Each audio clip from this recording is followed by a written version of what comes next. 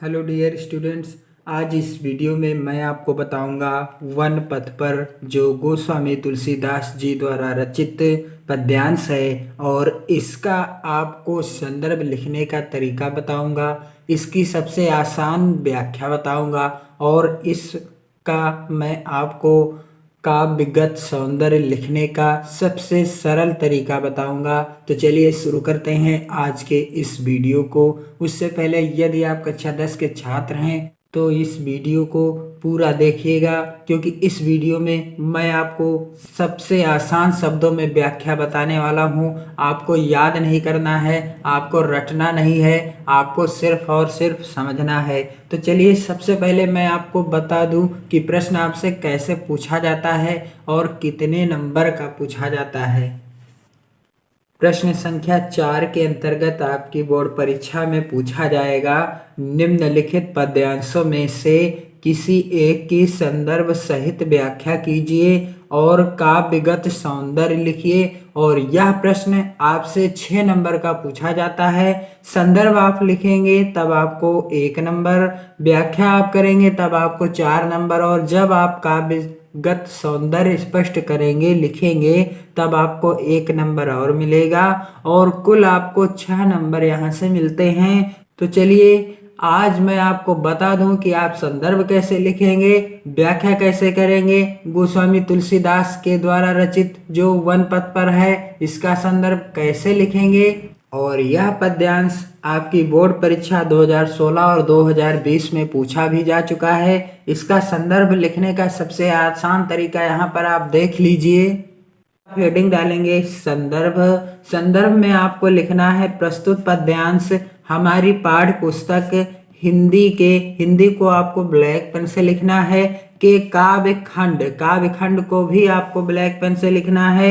में संकलित वन पथ पर शीर्षक से अवतरित है। इसके रचयिता गोस्वामी तुलसीदास जी हैं। वन पथ पर शीर्षक से अवतरित है और इसके रचयिता कौन है? वन पथ पर के रचयिता हैं गोस्वामी तुलसीदास जी। तो इस तरह से आपको संदर्भ लिखना है। प्रस्तुत पद्यांश हमारी पाठ्य पुस्तक हिंदी के काव्य खंड में संकलित वन पथ पर शीर्षक से अवतरित है। इसके रचयिता गोस्वामी तुलसीदास जी हैं। और आप व्याख्या कैसे करेंगे? सबसे पहले आसान शब्दों में आप करेंगे व्याख्या। पुरते निकसी रघुबीर बधू धरि धीर दये मग में डग दोए।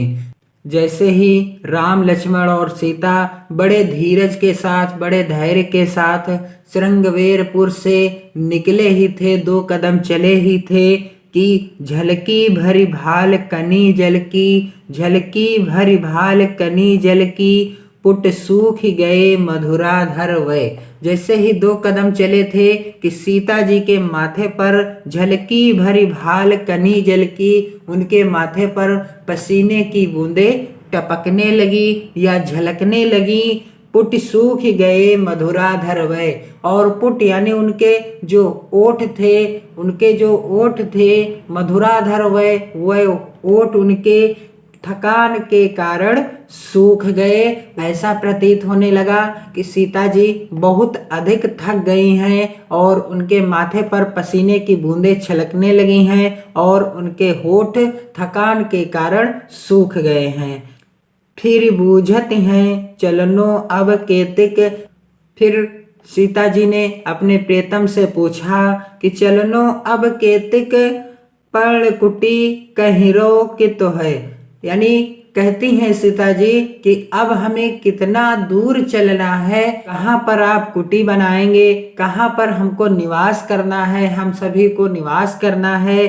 तियकी लख आतुरता पियकी अखियां अति चारु चली जल चुए। श्री रामचंद्र जी अंतर्यामी हैं और वह जान जाते हैं कि मेरी पत्नी सीता हमेशा राजमहलों की रहने वाली है और वह आज इस कष्ट को भोग रही है, इतना दुख भोग रही है, उसकी क्या दशा हो रही है। इसी बात को सोचकर उनकी आंखों में जल चूने लगा। जल अर्थात आंसू बहने लगे। अब इसकी व्याख्या लिखने का आसान तरीका है। पुरते निकसी रघुवीर बधु धरि धीर दये मघ में डग द्वैं। जैसे ही राम लक्ष्मण और सीता बड़े धीरज के साथ श्रृंगवेरपुर से आगे 2 कदम ही चले थे कि झलकी भरी भाल कनी जल की पुटि सूखी गए मधुराधर वै। कि सीता जी के माथे पर पसीने की बूंदें झलकने लगी और उनके सुंदर होठ थकान के कारण सूख गए। किसके कारण सूख गए? थकान के कारण सूख गए। और क्या होता है? फिर बूझती हैं चलनो अब के तिक पाण कुटी कहिरो कित है। फिर अब सीता जी ने अपने प्रियतम राम से पूछा, अभी हमें कितनी दूर और चलना पड़ेगा? कितनी दूरी पर पत्तों की कुटिया बनाकर रहेंगे? और क्या होता है आगे? तिय की लखिया तुरता पिय की अखियां अति चारु चली जल चुए। अंतर्यामी श्री राम सीता की व्याकुलता का कारण तुरंत समझ गए कि वे बहुत थक चुकी हैं और विश्राम करना चाहती हैं। राजमहल का सुख भोगने वाली अपनी पत्नी की ऐसी दशा देखकर श्री राम के सुंदर नेत्रों से आंसू टपकने लगे। इस तरह से आप लिखेंगे व्याख्या। और इसके बाद आपको काव्यगत सौंदर्य या काव्य सौंदर्य कैसे लिखना है। सबसे पहला बिंदु तो आपको लिखना होता है कि प्रस्तुत पद में सीता जी की सुकुमारता का मार्मिक वर्णन किया गया है। जो पद्यांश है कि इसमें किस बारे में लिखा गया है, किसका वर्णन किया गया है। पहली लाइन तो आप काव्यगत सौंदर्य में यही लिखेंगे और इसमें वर्णन किया गया है सीता जी की मार्मिक स्थिति का।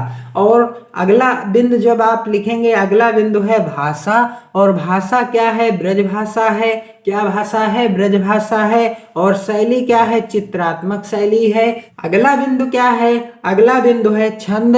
और छंद कौन सा है? सवैया छंद है।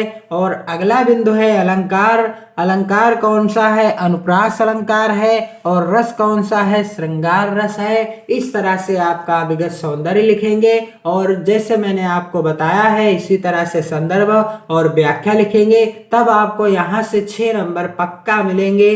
6 नंबर आपको पूरे के पूरे मिलेंगे आपकी बोर्ड परीक्षा में। और आप अपनी मेहनत और लगन के साथ अपनी पढ़ाई को करते रहिए। अपना और अपने परिवार का विशेष ध्यान दीजिए। वीडियो को अधिक से अधिक शेयर और लाइक कीजिए। जय हिंद, वंदे मातरम।